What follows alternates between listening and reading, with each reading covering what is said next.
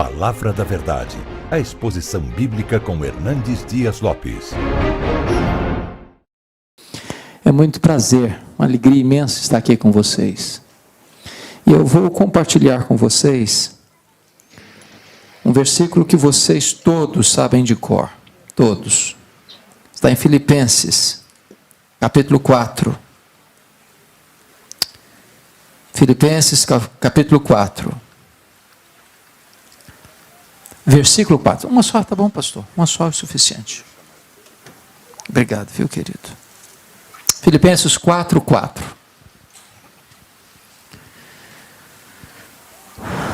Esse texto diz, na versão corrigida, regozijai-vos sempre no Senhor. Outra vez digo, regozijai-vos. Na versão que eu tenho atualizada diz, alegrai-vos sempre no Senhor. Outra vez digo, alegrai-vos. Toda a igreja comigo assim? Alegrai-vos sempre no Senhor. Outra vez digo, alegrai-vos. Amém.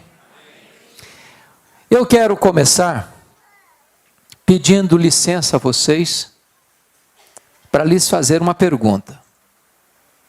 E uma pergunta pessoal. E eu estou convencido de que vocês não gostam de perguntas pessoais. Aliás, nós não gostamos de perguntas pessoais. Porque toda pergunta pessoal invade a nossa privacidade. Toda pergunta pessoal nos põe contra a parede. E nós não gostamos que ninguém invada a nossa vida sem pedir licença.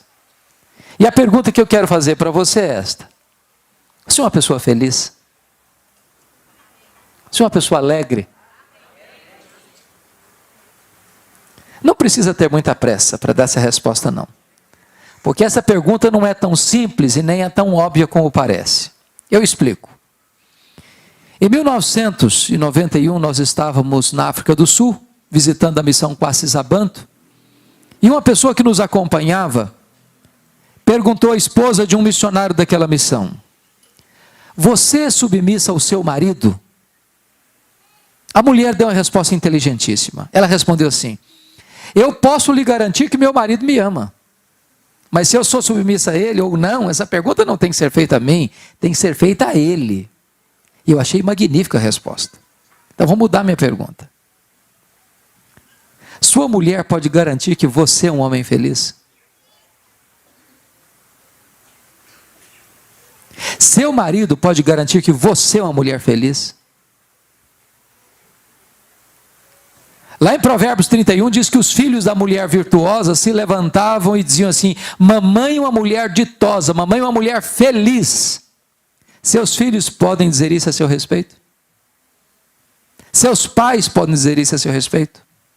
Seu namorado, sua namorada, seu noivo, sua noiva, pode dizer isso a seu respeito? Seus parentes podem dizer isso a seu respeito? Seus colegas de escola, de trabalho, podem dizer isso a seu respeito? Os membros da sua igreja podem dizer isso a seu respeito? É muito provável que a essas alturas você já esteja criando aí alguns mecanismos de defesa no seu coração. Talvez você possa até estar dizendo assim, pastor, estamos fazendo essas perguntas porque não conhece a minha vida. Porque se eu contar a minha história, até pedra chora. Talvez você possa até argumentar assim, mas será que dá para ser feliz hoje? No mundo de tanta injustiça, tanta violência, tantas desigualdades, será que dá para ser feliz?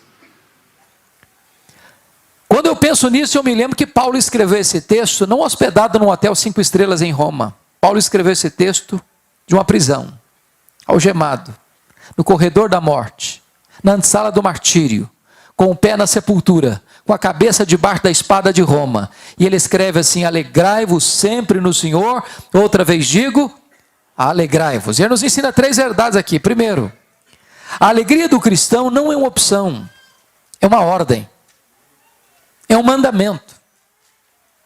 Ser uma pessoa triste é um pecado. É um pecado de desobediência a uma ordem expressa de Deus. Isso porque o evangelho que nos alcançou é boa nova de grande alegria.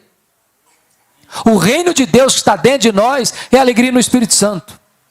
O fruto do Espírito é alegria. E a ordem de Deus é alegrai-vos. Mas você pode perguntar assim, alegrar-se quando mesmo? Sempre. Então vou fazer uma perguntinha para você. Você tem problema na sua vida ou sou eu que tem na minha? De vez em quando a grana fica curta na sua casa também ou só lá em casa que fica? De vez em quando alguém fica doente na sua família também ou só na minha que fica? Quando Paulo diz assim, alegrai-vos sempre, o que ele está querendo dizer? Que a alegria do cristão, além de ser imperativa, é também ultra circunstancial. Não depende de circunstância. Porque estar feliz quando está tudo bem, até o ateu consegue. O grande desafio é ser uma pessoa feliz apesar das circunstâncias adversas. Isso porque a alegria do cristão não é um sentimento, não é uma emoção. A alegria do cristão não é apenas presença de coisas boas, nem apenas ausência de coisas ruins. A alegria do cristão é uma pessoa, a alegria do cristão é Jesus. Quem tem Jesus é uma pessoa feliz, quem não tem Jesus não é uma pessoa feliz. Por isso a alegria do cristão é imperativa, é ultra circunstancial e é cristocêntrica. Porém, você não precisa ser um psicólogo, nem um grande entendedor da alma humana, para perceber que nem todos os crentes salvos em Cristo estão desfrutando dessa alegria. Basta olhar para as pessoas, basta conversar com elas. Você vai ver em muitos como que uma aura de tristeza ao redor do seu rosto. O que está acontecendo? Eu não tenho dúvidas de que alguém está saqueando, roubando, espoliando esta alegria. E eu quero remeter vocês ao texto de 1 Samuel 30, quando diz que Davi chegou em Ziclag com seus homens, onde estavam suas respectivas famílias, e viu que a cidade tinha sido queimada, ferida, espoliada pelos amalequitas, e tinham levado embora os filhos, as filhas, as mulheres. E quando Davi viu aquela cena, ele chorou até não ter mais forças para chorar. Ele muito se angustiou. Seus homens queriam apedrejá-lo, porém ele se reanimou no Senhor seu Deus, e clamou a Deus em oração e perguntou: Deus, perseguirei eu o bando, alcançá-lo-ei? Em outras palavras, ele estava perguntando assim para Deus: Deus, eu estou levando de goleada do inimigo, e eu vou aceitar passivamente a decretação da derrota, ou eu vou reagir? E Deus respondeu para Davi: reage, Davi, porque tudo que o inimigo tomou de você, você vai trazer de volta. O Deus que estamos servindo nesta noite é o Deus da restituição. Ele pode trazer de volta a paz para a sua alma, Ele pode trazer de volta a alegria para o seu coração, Ele pode trazer de volta a harmonia para o seu casamento, Ele pode trazer de volta a restauração para a sua família. Mas hoje precisamos perguntar: quais são esses ladrões que estão roubando a nossa alegria? E eu entendo que a carta de Paulo aos Filipenses foi escrita exatamente para nos apontar quais são esses ladrões. Esta é a carta da alegria. E em cada capítulo desta carta há um ladrão diferente de alegria. Que ladrões são esses? Com a sua Bíblia aberta comigo em Filipenses, vamos identificá-los, por favor. Em primeiro lugar, confira aí capítulo 1, versículo 12.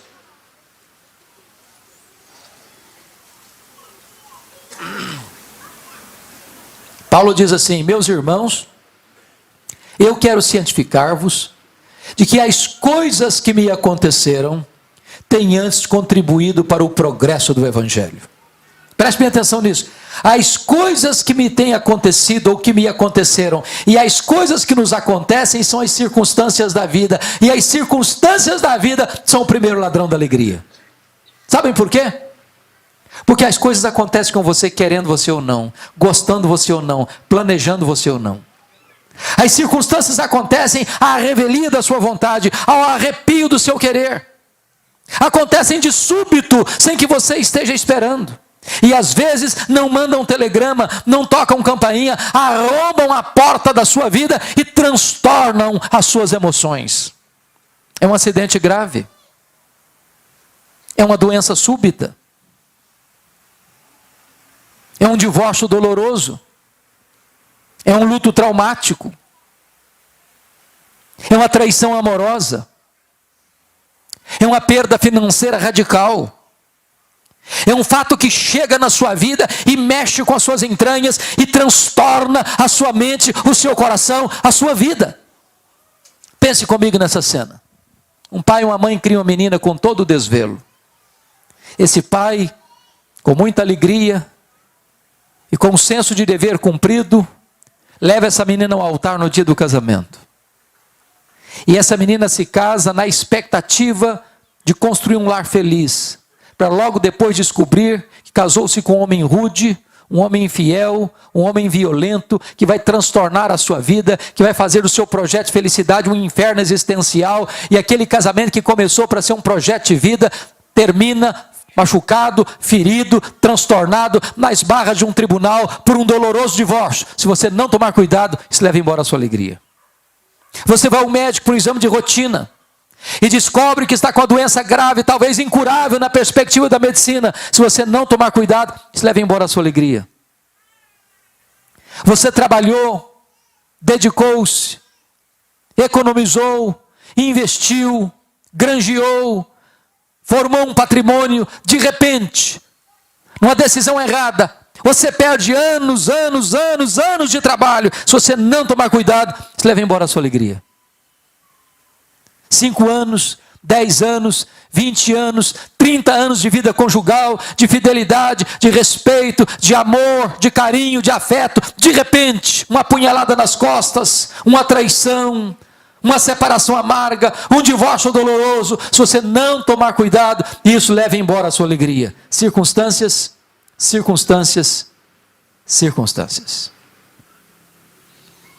Quando Paulo diz assim para nós: meus irmãos, eu quero que vocês saibam que as coisas que me aconteceram não tiraram minha alegria não, contribuíram para o progresso do Evangelho. Eu preciso perguntar para Paulo: que coisas são essas, Paulo? O que aconteceu com você? E ele poderia fazer um resumão para nós. E ele poderia dizer assim: olha, eu fui perseguido em Damasco, eu fui rejeitado em Jerusalém, eu fui esquecido em Tarso, eu fui apedrejado em Listra, eu fui preso e açoitado em Filipos, eu fui escorraçado de Tessalônica, eu fui enxotado de Bereia, eu fui chamado de tagarela em Atenas, eu fui chamado de impostor em Corinto, eu enfrentei feras em Éfeso, eu fui preso em Jerusalém, eu fui acusado em Cesareia, eu enfrentei um naufrágio para Roma, eu fui picado por uma cobra em Malta, eu cheguei em Roma preso e algemado. Mas eu quero que vocês saibam que as coisas que me aconteceram têm antes contribuído para o progresso do Evangelho. Esse homem não crê em acaso, esse homem não crê em sorte, esse homem não crê em azar, esse homem não crê em determinismo, esse homem não tem medo de olho gordo, esse homem não tem medo de sexta-feira 13, esse homem sabe que a mão de Deus dirige o seu destino. Ele escreve nesse primeiro capítulo de Filipenses, porque ele estava preso, 3 coisas aconteceram. Primeiro, a igreja foi mais encorajada a pregar. Quando a igreja de Roma viu que Paulo, preso, estava evangelizando mais gente do que eles, mexeu com eles. Ray Stedman, de saudosa memória, tem um método, diz ele, infalível de crescimento de igreja. Eu, pessoalmente, não gosto muito. Mas ele disse que a melhor forma de levar a igreja a crescer é botar os pastores na cadeia. Se os pastores forem presos, a igreja se levanta. Porque Paulo estava preso, diz ele, toda a guarda pretoriana, bem como os demais, tomaram conhecimento das suas cadeias, em outras palavras, ouviram o Evangelho. Agora você pergunta, o que era a guarda pretoriana? A guarda pretoriana era a guarda de elite do imperador. Eram os soldados da mais alta patente do império. Eram 16 soldados de escol, gente que trafegava livremente pelos corredores do palácio e exercia influência política no império. O que aconteceu? Paulo era um prisioneiro político, Paulo era cidadão de Roma. E ele estava lá sob a égide do imperador.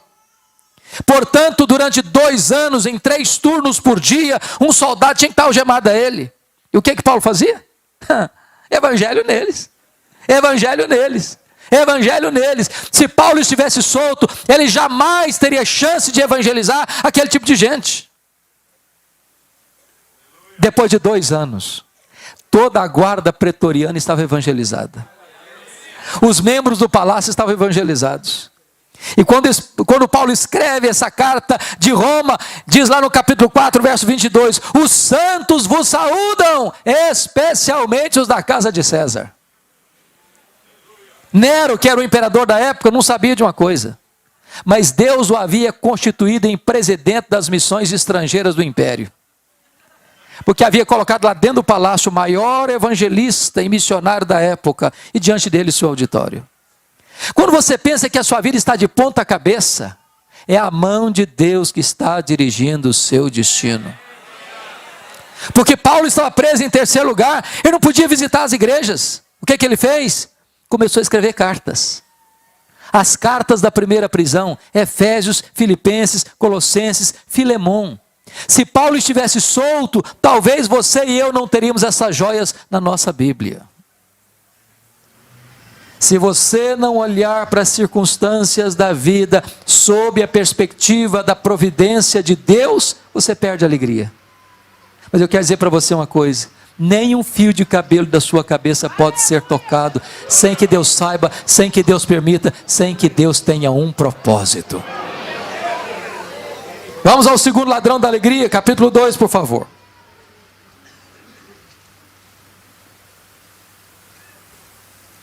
Versículos 3 a 5.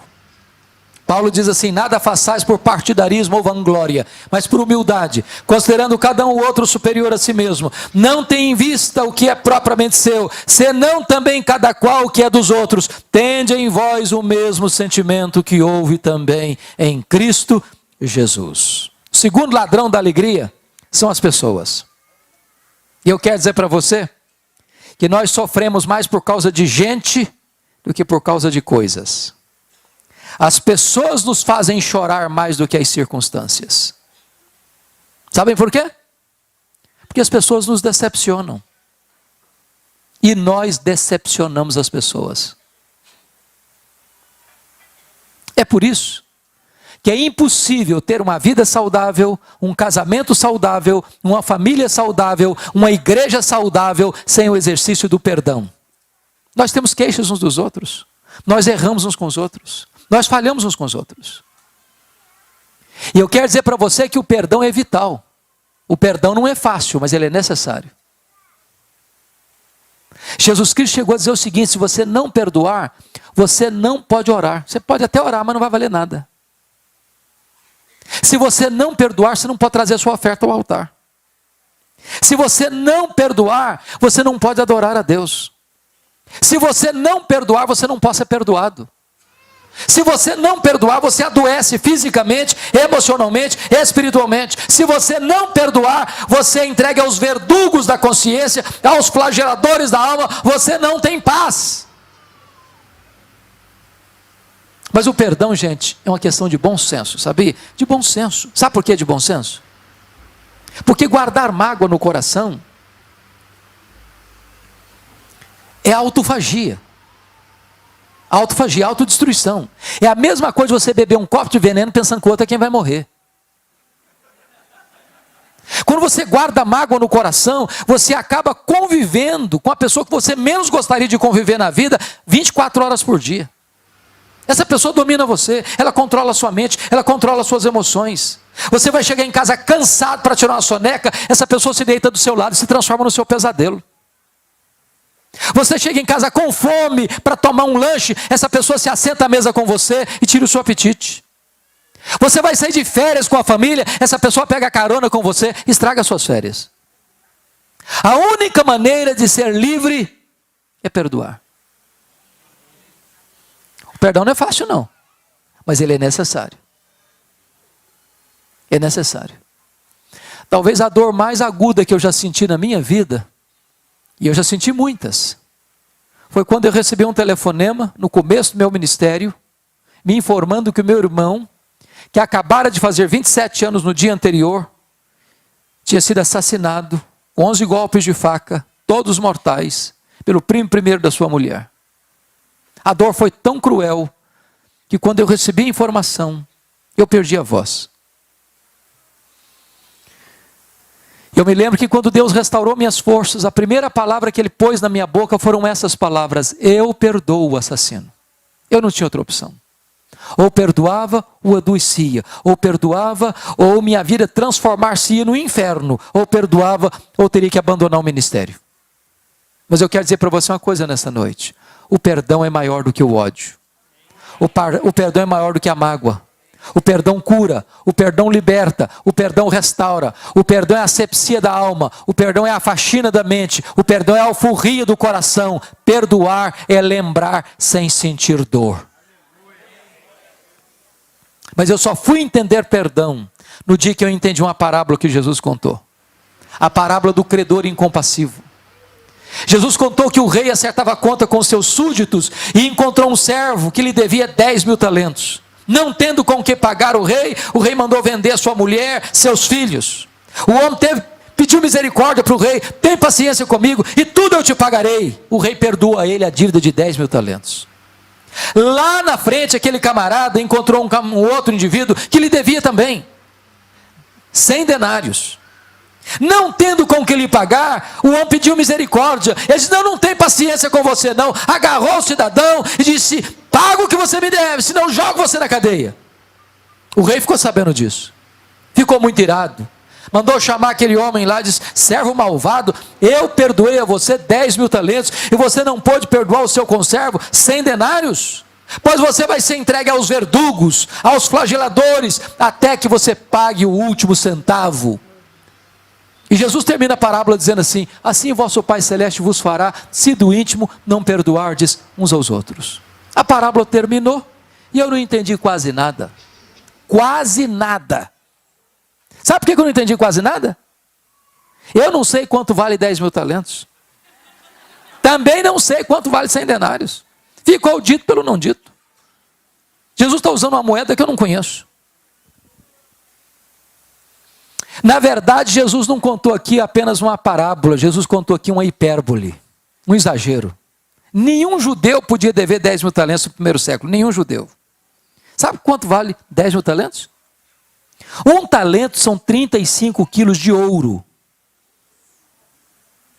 10.000 talentos são 350 mil quilos de ouro. Para você ter uma ideia, todos os impostos da Galileia, Pérea, Judeia, Samaria, durante um ano, eram 800 talentos. 10.000 talentos eram todos os impostos da nação durante 13 anos. Naquela época, o salário de um trabalhador era 1 denário por dia. Para um homem juntar 10.000 talentos, ganhando 1 denário por dia, ele teria que trabalhar ininterruptamente 150.000 anos. Quando aquele homem diz para o rei: tem paciência comigo que tudo eu te pagarei, estava fazendo uma promessa que jamais poderia cumprir. Mas talvez você pergunte: mas eu não estou entendendo então. Por que Jesus contou uma parábola com uma conta tão grande assim? Uma dívida tão imensa assim? Sabe por quê? Porque este é o tamanho da sua dívida e da minha dívida com Deus. A nossa dívida com Deus era impagável e Deus nos perdoou completamente. Louvado seja o seu nome.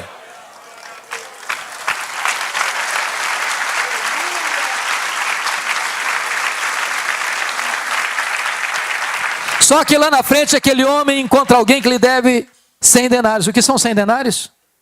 100 dias de serviço. O camarada que tinha acabado de receber um perdão de 150.000 anos, não consegue liberar um perdão de 3 meses e 10 dias. Qual é a proporção de 10.000 talentos para 100 denários? 10.000 talentos são 600.000 vezes mais do que 100 denários. Quem acabara de receber um perdão 600.000 vezes maior, não consegue liberar um perdão 600.000 vezes menor. Sabe o que Jesus está querendo nos ensinar nessa parábola? Você e eu nunca vamos poder dizer: eu não perdoo fulano, eu não perdoo Beltrano, eu não perdoo ciclano, porque fui muito humilhado, muito machucado, muito ferido. Sabe o que a Bíblia me ensina? Você e eu devemos perdoar assim como Deus em Cristo nos perdoou. E como é que Deus nos perdoou? Deus perdoou os nossos pecados e deles não mais se lembra. E aí você pensa: pastor, mas é aí que eu me encrenco. E é aí que eu me encrenco. Porque perdoar até perdoo, mas esquecer não consigo não. Não consigo. E eu vou perguntar para você nessa noite: você não consegue mesmo não? Não consegue? Você não consegue esquecer? Se você não consegue esquecer, eu tenho uma boa notícia para lhe dar. Isso significa que você não tem amnésia.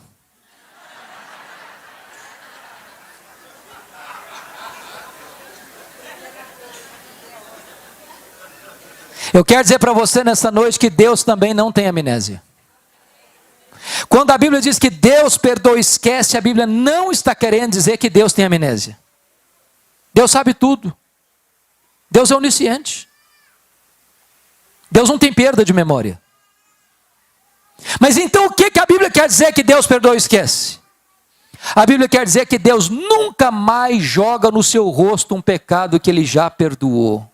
Que Deus nunca mais cobra de você uma dívida que Ele já perdoou. Portanto, perdoar é lembrar sem sentir dor.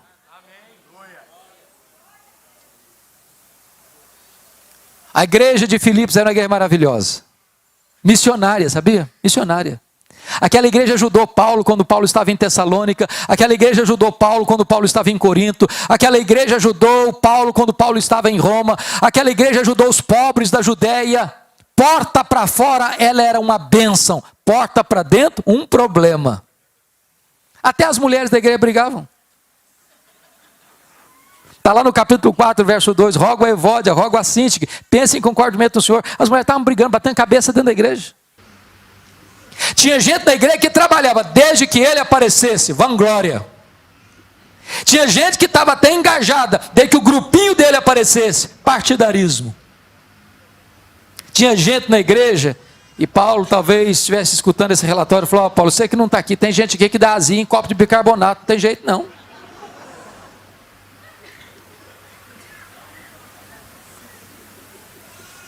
Aí Paulo diz assim: então gente, tende em vós o mesmo sentimento que houve também em Cristo Jesus.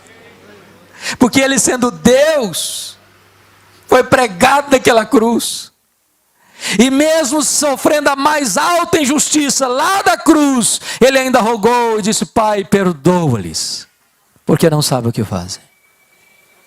Talvez alguns de vocês vão precisar fazer uma viagem, fazer uma visita, mandar uma carta, mandar um e-mail, fazer um telefonema, mas em nome de Jesus não guarde mágoa, porque se você guardar mágoa e tiver pendências nessa área na sua vida, as pessoas vão roubar a sua alegria. Vamos ao terceiro ladrão? Capítulo 3 comigo, por favor, versículo 19.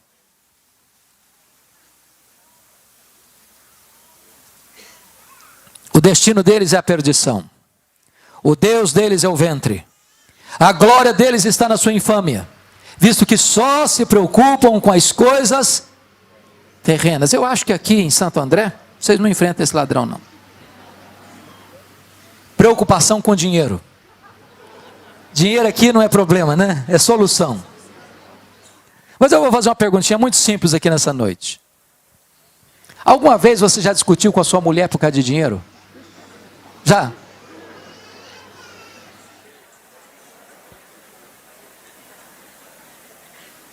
Não, vocês são muito crentes, eu acho que isso não acontece com vocês. Alguma vez você já discutiu com o seu marido por causa de dinheiro? Tem certeza que vocês mulheres não fazem isso? Se você falar para mim que nunca discutiu com o seu marido, com a sua mulher por causa de dinheiro, eu vou duvidar da sua honestidade. Porque as pessoas discutem por causa de dinheiro. Discutem porque tem dinheiro. Discutem porque não tem dinheiro. Discute porque tem muito dinheiro. Discute porque tem pouco dinheiro. Discute porque não tem dinheiro nenhum. Sempre discute. O dinheiro é o maior pomo de discussão dentro das famílias hoje. O problema é que algumas pessoas só se preocupam com as coisas terrenas. É gente que não tem tempo para a família, para o casamento, para o marido, para a esposa, para os filhos, para os pais. Gente que não tem tempo para a igreja, gente que não tem tempo para Deus. Porque só se preocupam com as coisas terrenas. Gente que acorda de madrugada, gente que vai dormir tarde, gente que come penosamente o pão que granjeiam, porque só se preocupam com as coisas terrenas. O dinheiro não é apenas uma moeda, o dinheiro é um ídolo, o dinheiro é mamon. E no altar de mamon tem gente que vive, tem gente que morre, tem gente que casa, tem gente que descasa, tem gente que mente, tem gente que corrompe, tem gente que é corrompida, porque só se preocupam com as coisas terrenas. Nós estamos vivendo um mundo muito complicado hoje, não estamos? Os estudiosos dessa área dizem que é o tempo da globalização. É verdade, globalização. Nós somos uma aldeia Dá um problema na bolsa lá de Singapura, de Nova York, de Tóquio, o tremor chega no seu bolso na mesma hora. Quer ver um exemplo de globalização? A crise imobiliária nos Estados Unidos em 2008. Os bancos emprestaram mais dinheiro do que podiam, a bolha estourou e a crise, no efeito cascata, atingiu a economia do mundo. Eu sou do estado do Espírito Santo, como o pastor já disse. Vocês sabem que o Espírito Santo é o maior produtor de rochas ornamentais do planeta hoje. O Espírito Santo é o maior produtor de granito do mundo. Muitos donos de pedreira no meu estado quebraram, porque o mercado imobiliário dos Estados Unidos bambearam as pernas. Sabe por quê? Nós somos uma economia globalizada. E nessa economia globalizada, diz Tom Cine, no seu livro Lado Oculto da Globalização, que mais de 50% das riquezas do planeta estão nas mãos de pouco mais de 100 empresas particulares. A Toyota é mais rica do que a África do Sul. A GM é mais rica do que a Noruega. O Walmart é mais rico do que 150 países. No ano 2000, Bill Gates tinha uma renda líquida de 400 milhões de dólares por semana. O problema desta economia é que as empresas querem mais do seu tempo e mais do seu dinheiro. E aí você, para entrar nessa rotina, você tem que entrar também no consumismo. E nós entramos no consumismo. Quer ver um exemplo disso? Na década de 50, alguns já tinham nascido aqui, nós consumíamos 5 vezes menos do que consumimos hoje. Não éramos menos felizes por isso.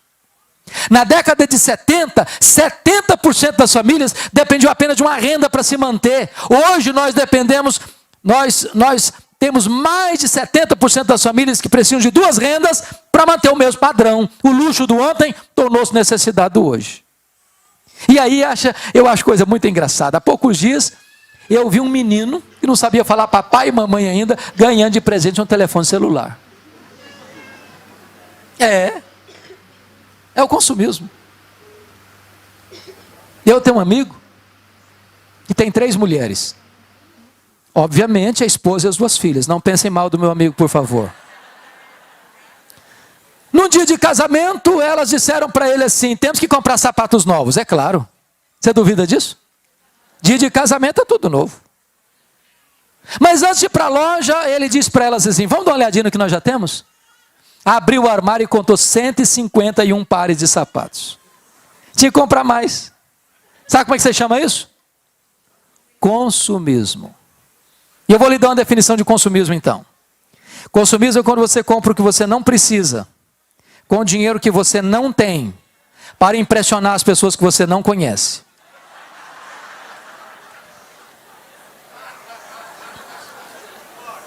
O problema é que algumas pessoas só se preocupam com as coisas terrenas. O apóstolo Paulo, quando tratou dessa matéria, diz que aqueles que querem ficar ricos caem em tentação e cilada e atormentam a si mesmos com muitos flagelos. Ele diz o seguinte: eu não trouxe nada para o mundo, nós não vamos levar nada do mundo, portanto, tendo o que comer, o que beber, o que vestir, com isso estejamos contentes, porque a piedade com contentamento é grande fonte de lucro, mas o amor do dinheiro é a raiz de todos os males. John Rockefeller foi o primeiro bilionário do mundo. E ele disse: o homem mais pobre que eu conheço é aquele que só tem dinheiro. Alguém disse, com certa razão, as pessoas mais felizes são aquelas que chegam em casa cheirando graxa e comem um bom prato de arroz com feijão e dormem a noite toda bem dormida. Quando John Rockefeller morreu, esse primeiro bilionário do mundo, um curioso foi ao cemitério.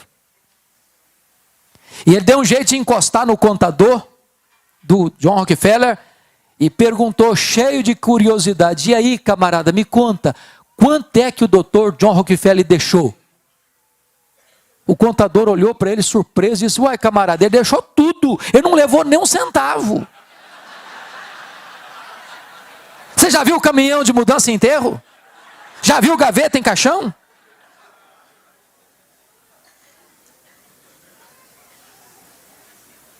E quantas vezes você e eu estamos malucos, correndo para baixo e para cima, se não trouxemos nada, se não vamos levar nada, e se precisamos de tão pouco. Deixa eu dizer uma coisa para você. Se você colocar o seu coração no dinheiro, você nunca vai ser feliz. Porque o dinheiro é um mito que diz para as pessoas que ele gera segurança e felicidade, e isso não é verdade. Se fosse verdade, os ricos todos seriam felizes. Se fosse verdade, o maior índice de suicídio não seria entre os ricos. Só Jesus satisfaz o seu coração. Só Jesus preenche o vazio da sua alma. Só Jesus dá sentido à sua vida. É por isso que o próprio Senhor Jesus Cristo disse: ajunte para você tesouros lá em cima, onde nem a traça, nem a ferrugem, nem os ladrões podem tomar de você. Põe o seu coração em Deus e não no dinheiro, e então você será feliz. Mas vamos ao último ladrão, por favor. Confira comigo, capítulo 4, versos 6 e 7. Paulo diz assim: não andeis ansiosos de coisa alguma. Em tudo, porém, sejam conhecidas diante de Deus as vossas petições, pela oração, pela súplica, com ações de graças, e a paz de Deus, que excede todo o entendimento, guardará os vossos corações e a vossa mente em Cristo Jesus. O quarto ladrão da alegria é a ansiedade. Eu vou lhe fazer uma perguntinha. Você conhece alguma pessoa ansiosa? Conhece?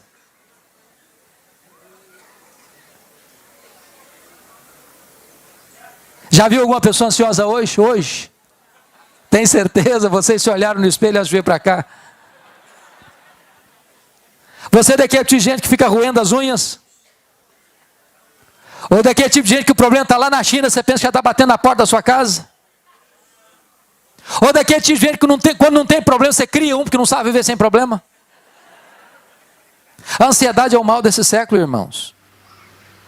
A ansiedade atinge crianças, adolescentes, jovens, homens, mulheres, idosos, doutores, analfabetos, crentes e descrentes.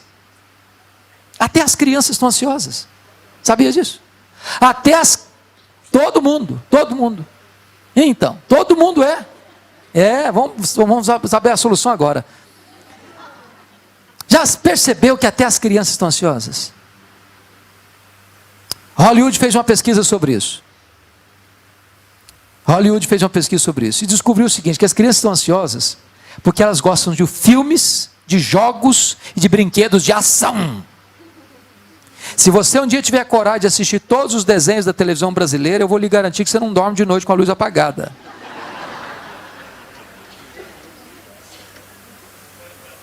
Aliás, tem muita coisa que eu não entendo hoje, sabe? Hoje, criança não dá para ser criança mais não, já percebeu isso? Menino faz 4 anos, a gente bota uma mochila de 5 quilos nas costas do coitadinho e haja agenda para ele, haja agenda.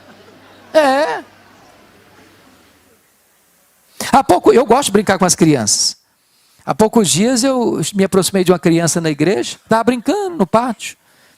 Eu me aproximei e disse: filha, que vidona, hein? Ela olhou brava para mim e disse: o senhor é que pensa. A coitadinha estava estressada. Ansiedade. Sabe o que significa a palavra ansiedade na língua grega? A palavra ansiedade significa puxar na direção oposta e estrangular, apertar o pescoço, sufocar. Tem muita gente estrangulada, sabia? Estrangulada emocionalmente. E Jesus Cristo foi claro em dizer que a ansiedade é inútil. Por mais ansioso que você esteja, você não pode acrescentar um côvado, 45 centímetros no curso da sua vida. Você não fica mais fortalecido hoje, ficando ansioso em relação ao amanhã. A ansiedade é você ser crucificado entre dois ladrões. O remorso em relação ao passado e a preocupação em relação ao futuro. Tem gente que não vive porque nunca curou as feridas do passado. Sofreu um abuso na infância, sofreu uma injustiça na vida, e aquele troço ficou lá cozinhando, mal resolvido, encruou. A ferida está sangrando ainda até hoje. Gente que sofre de remorso, ou fez uma coisa errada. Tem gente que não vive porque está preocupada com o que vai acontecer amanhã. Será que eu vou ficar doente? E se eu não casar? E se eu casar e descasar? E se o meu marido morrer? E se eu perder o emprego?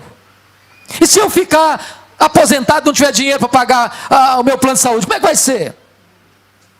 E a pessoa não vive preocupado com amanhã. E Jesus vai dizer que a ansiedade, além de ser inútil, ela é prejudicial. Por quê? Porque a ansiedade é quando você se preocupa com aquilo que ainda não está acontecendo. Talvez aconteça. Deixa eu dizer uma coisa estatisticamente para vocês. 70% dos assuntos que nos deixam ansiosos nunca vão acontecer. Aí a gente sofreu inutilmente. E se acontecer, vão sofrer 2 vezes. Antes e depois. Quando eu era seminarista aqui em Campinas, um dia eu levantei de madrugada para beber água. O bebedor ficava no corredor.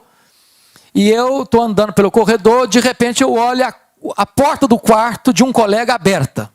Quando eu olhei, ele estava chorando, mas convulsivamente, soluçando.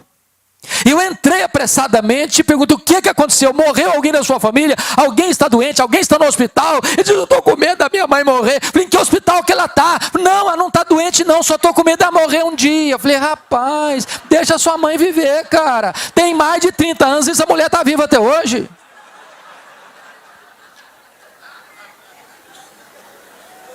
Há poucos dias entrou a mãe chorando no meu gabinete com a menina de 3 anos no colo, chorando. Falei: o que aconteceu, mãe? Eu estou com medo da minha filha crescer e não casar. Falei: mas nem cresceu ainda. Que é isso? Ansiedade pura. Mas deixa eu dizer uma coisa mais para vocês. A ansiedade, além de inútil e prejudicial, ela é sinônimo de incredulidade.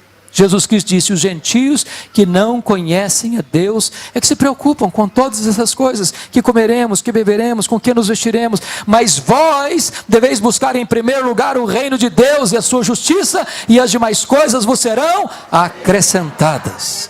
Sabe por que você e eu ficamos ansiosos? É porque nós duvidamos que o nosso Deus seja suficientemente poderoso e bom para cuidar da nossa vida.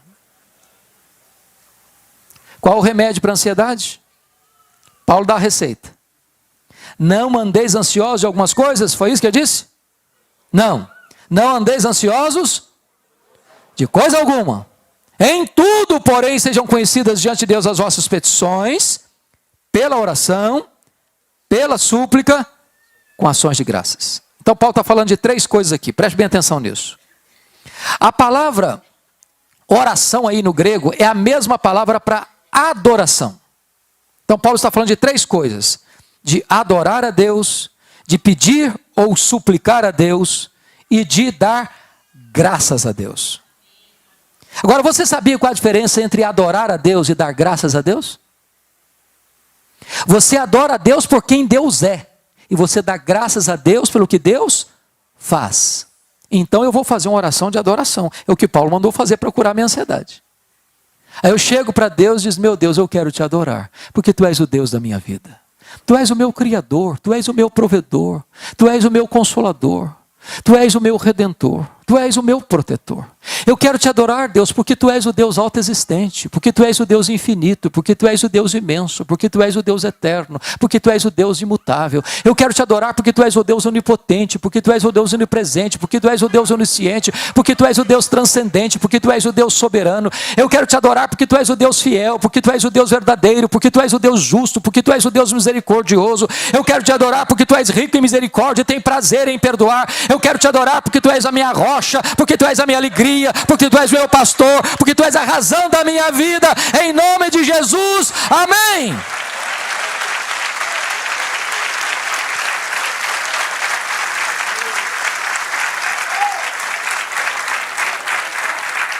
Agora imagina, depois de uma oração dessa, eu chegar para Deus e dizer: Deus, mas eu estou tão ansioso, Senhor. Ah, não combina mais, não combina. Ou você retira a oração, ou retira a ansiedade. Eu quero perguntar para você nesta noite, quem é o seu Deus? Qual é o tamanho do seu Deus? O profeta Isaías pensou sobre isso. Quando ele escrevia o capítulo 40 do seu livro, ele diz o seguinte: o meu Deus é aquele que mede as águas na concha da sua mão. O meu Deus é aquele que pesa o pó da terra em balança de precisão. O meu Deus é aquele que mede os céus a palmos. O meu Deus é aquele que espalha as estrelas do firmamento, e por ser forte em força e grande em poder, quando as chama, nenhuma delas vem a faltar. Agora pergunte a um astrônomo: qual é o tamanho deste universo que Deus mediu a palmos? Pergunte. Sabe o que eu vou responder para você? Eu não sei. Mas você sabe. Você sabe. Você sabe que o universo não é infinito. Porque a infinitude é um atributo exclusivo de Deus. Mas os estudiosos, os astrônomos afirmam categoricamente que o nosso universo tem mais de 92 bilhões de anos-luz de diâmetro. O que significa isso? Significa que se você voasse a velocidade da luz, 300 mil quilômetros por segundo, você demoraria nessa velocidade mais de 92 bilhões de anos para ir de uma extremidade na outra.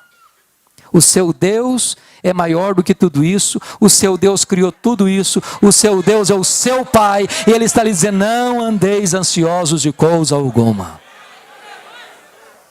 Pergunte a um astrônomo quantas estrelas existem. Sabe o que eu quero responder para você? Eu não sei. Mas eles afirmam categoricamente que há mais estrelas no firmamento do que grãos de areia em todas as praias e desertos do nosso planeta. Vá à praia um dia, encha a concha da sua mão de areia, leve para casa, bote numa tábua de vidro e conte quantos grãos de areia você tem na concha da sua mão. Há mais estrelas no firmamento do que todos os grãos de areia de todas as praias, de todos os desertos do nosso planeta. Deus não apenas criou todas elas, Deus as conhece cada uma pelo nome. E por ser forte em força e grande em poder, quando as chama, nenhuma delas vem a faltar. Este é o seu Deus, este é o seu Pai. Está lhe dizendo: não andeis ansiosos de coisa alguma. Mas não é apenas o macro-universo que nos encanta, não, o micro também. Se você chegar na sua casa hoje e pegar uma folha muito tenra lá no seu jardim, aquela folha é tão complexa como a cidade de São Paulo. Vá para casa hoje e pega uma gema de ovo e bote na frigideira. Aquela gema de ovo é mais complexa do que qualquer máquina que o homem jamais inventou. O Dr. John Wilson, prêmio Nobel na área de medicina, na área de oftalmologia, ele diz que você e eu temos mais de 2 milhões de fios duplos encapados em cada um dos nossos olhos, e se não for assim, haveria um curto-circuito e ficaríamos cegos. Dr. Marshall Nirenberg, prêmio Nobel de Biologia, fez uma das mais fantásticas descobertas do século passado. Ele descobriu que você e eu somos um ser programado geneticamente. Ele descobriu mais. Ele descobriu que você e eu temos em torno de 60 trilhões de células vivas no nosso corpo. E descobriu mais, que em cada uma dessas células nós temos 1,70 m de fita DNA, onde estão gravados e computadorizados todos os nossos dados genéticos, a cor dos nossos olhos, a cor da nossa pele, o nosso temperamento. Se você espichar a fita DNA do seu corpo, você tem 102 trilhões de metros de fita DNA. Você tem 102 bilhões de quilômetros de fita DNA no seu corpo. Daria para dar diversas voltas no sistema planetário. Dr. Lowe vai dizer que código de vida não se origina espontaneamente. Código de vida não se origina de uma explosão cósmica. Código de vida não se origina de uma evolução de milhões e milhões de anos. Código de vida foram plantados em você pelo Deus Todo-Poderoso, Criador dos céus e da terra. Esse Deus é o seu Pai, e Ele está lhe dizendo: não andeis ansiosos de coisa alguma. Quando você conhece esse Deus, não tem espaço para ansiedade. O resultado disso é que, em vez de ansiedade, a paz de Deus, que excede todo todo entendimento, vem guardar o nosso coração e a nossa mente em Cristo Jesus. E a palavra guardará no grego é montar guarda, montar sentinelas, é colocar uma muralha divina ao redor da nossa cabeça e do nosso coração. Sabe por quê? Porque a ansiedade é um pensamento errado e um sentimento errado. Quando a ansiedade que entra, não consegue mais, porque tem uma soldadesca divina, a paz de Deus guardando a mente e o coração, a razão e a emoção.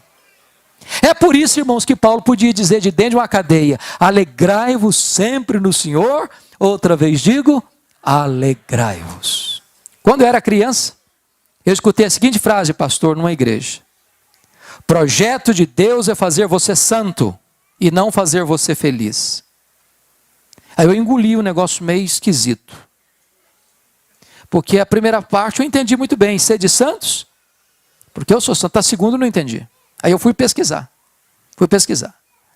Aí descobri que talvez quem melhor entendeu esse negócio foram aqueles irmãos nossos lá da Inglaterra do século XVII, quando eles perguntaram assim: qual é o fim principal do homem?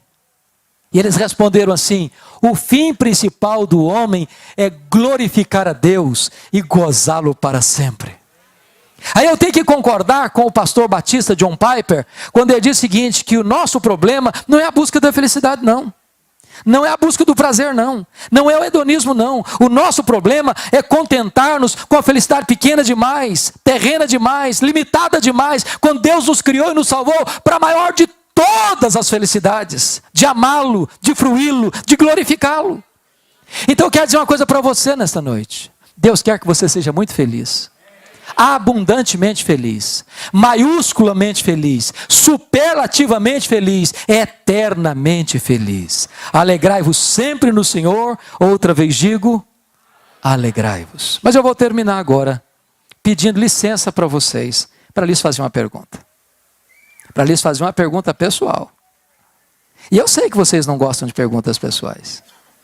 Aliás, nós não gostamos de perguntas pessoais, porque toda pergunta pessoal invade a nossa privacidade, nos põe contra a parede. E nós não gostamos que ninguém invada a nossa vida sem pedir licença. Mas eu vou lhe fazer essa pergunta como se nós estivéssemos uma conversa bem particular. E a pergunta é esta: você é uma pessoa feliz? Você é uma pessoa alegre? Que Deus nos ajude a dar essa resposta nesta noite. Amém. Palavra da Verdade, a exposição bíblica com Hernandes Dias Lopes.